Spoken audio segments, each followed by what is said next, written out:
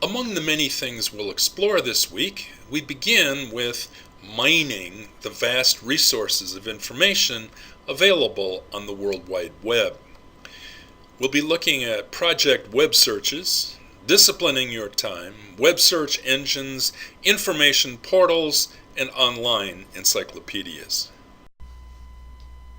The search for truth is as old as human beings. For example, Jesus said to the Jews who believed on him, "If you continue in my word, then you're my disciples, and you shall know the truth, and the truth shall make you free."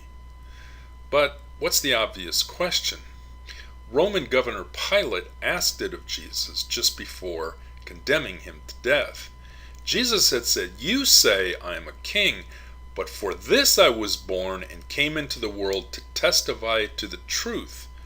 Everyone who belongs to the truth listens to my voice." Pilate then asked, "Well, what is truth?" Generally, the truth requires research. Before we go any further, let's chart where we stand in our course project of research. Well, last week we formulated our topic and its hypothesis. This week we're going to be looking at web research.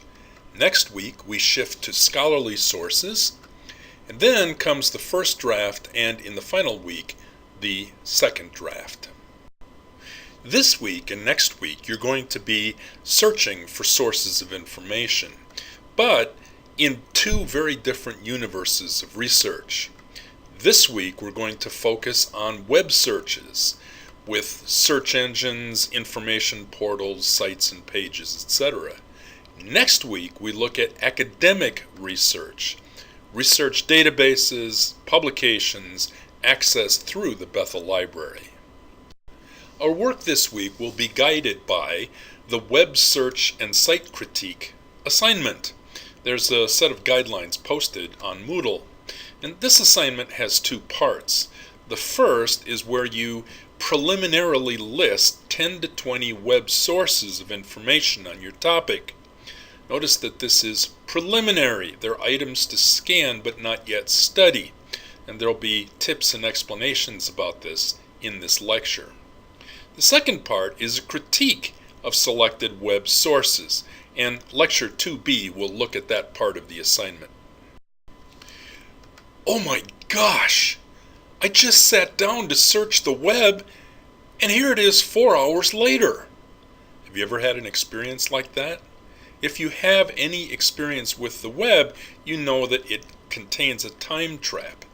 Web activities are addicting. We stare in the screen, time vanishes, we're looking for one thing, we go deeper and deeper, we go from one link to another, and it's often very hard to stop. 30 minutes can quickly become 3 hours. You've got to limit your time in this assignment. Your suggested time is 1 to 3 hours, no more. Set a time limit and stick to it.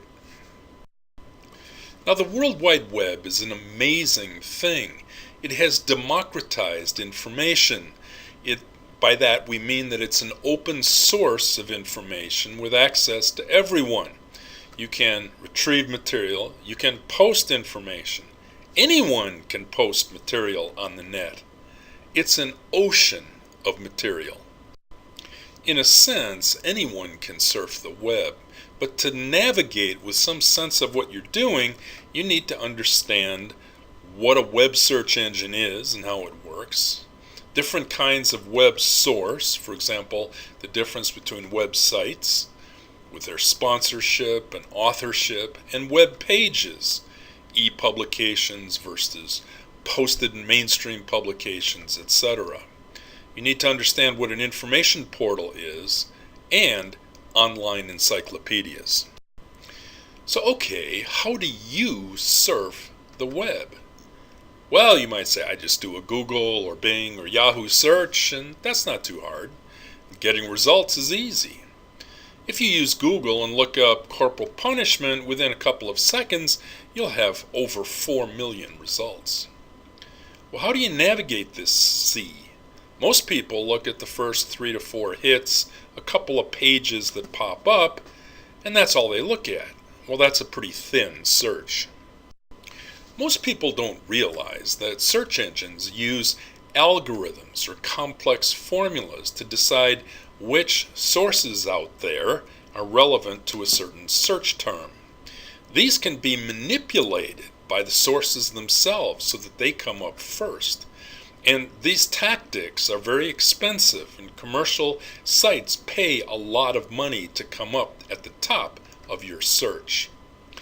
This is why there's a dominance of commercial interests in the top listings, which are heavily skewed toward commercial enterprises. One way to try to fight this is to use an advanced search. All search engines have them. Google, for example, simply calls itself Advanced Search. Now, on these pages, you find options to nest layers of search engine. And you have an opportunity to narrow your results by language, region, date, etc. And then a very important narrowing strategy, the domain line. You can, as the page says, limit your results to a domain like edu, org, or gov. What is a domain? Well, we find them in URLs. Uniform resource locators or web addresses, for example, www.bethel.edu. Now look at the end of this URL and you see the indicator of the domain, and this tells us what kind of site that it is. Com is to commercial sites, org, organization sites, net, non-commercial sites, edu, education, and gov is government. Now some people get confused between the difference between a website and a web page. A website is a large compilation of materials on some theme. It includes documents, uploaded video or audio, links to external sources, etc. For example, the Bethel University library site. Now it, like most sites, has a home page, an introductory page where you begin to navigate, and this is the URL for Bethel's home page in its university library site.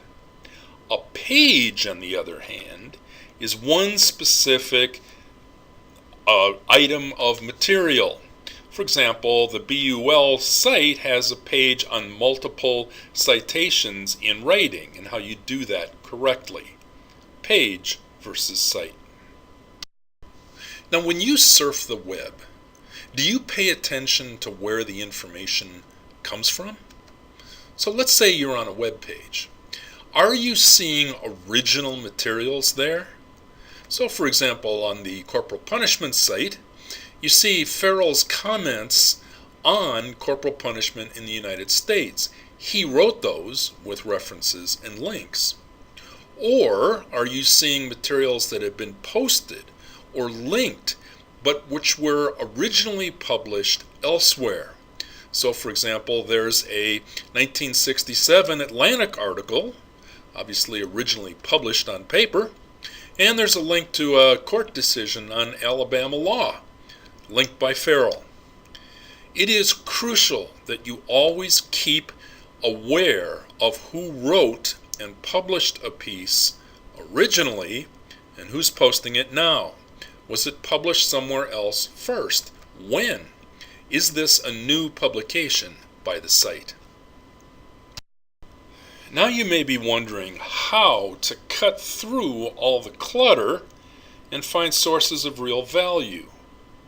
Well, what would you think if you could find a site that guided you to information pre-selected for quality and relevance to a research perspective? Would that be good? Actually, they're quite common. On the web, an information portal is an aggregation of information, and it can include internally authored articles and pages and uploaded materials from external sources. and hyperlinks within the site and to related materials.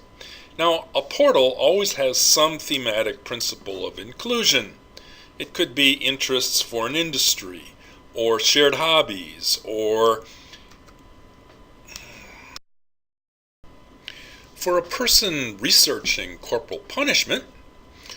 It's important to be aware of CorPun, that is to say, corporalpunishment.com.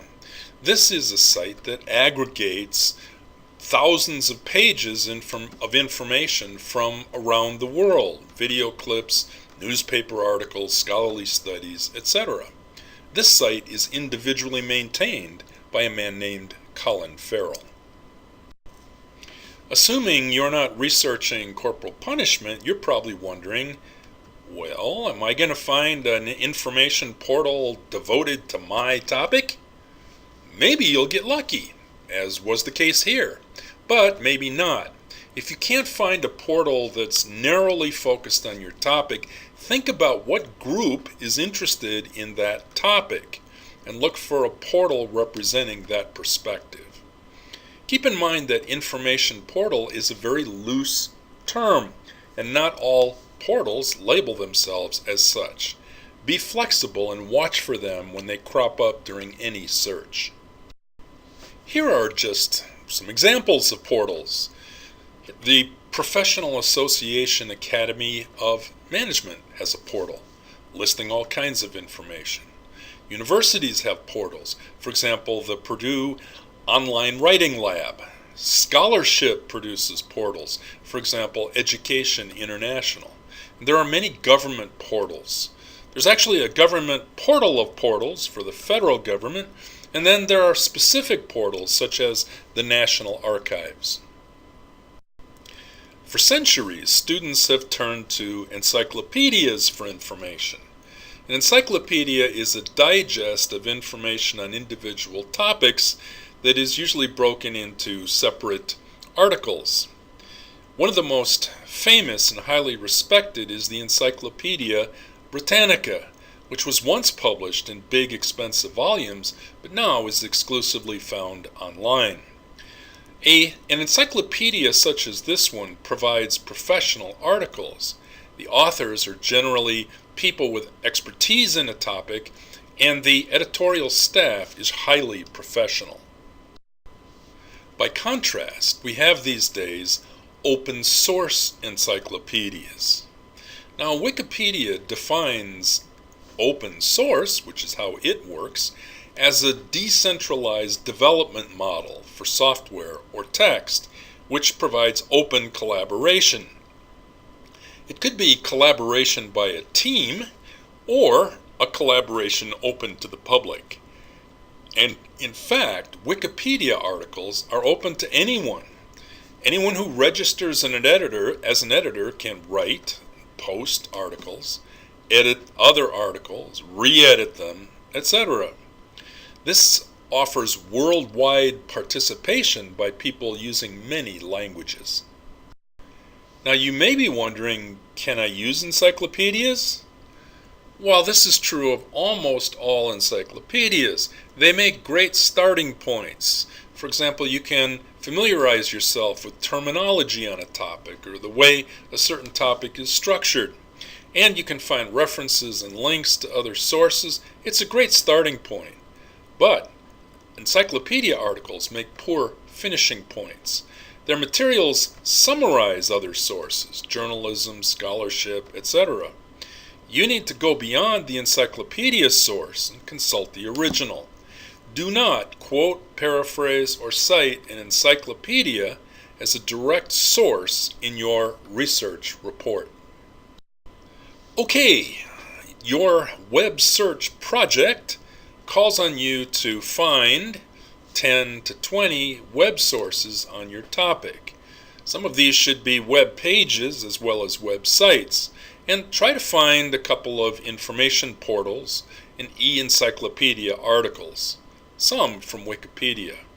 Now as you do this, the format is not important, but URLs are very important.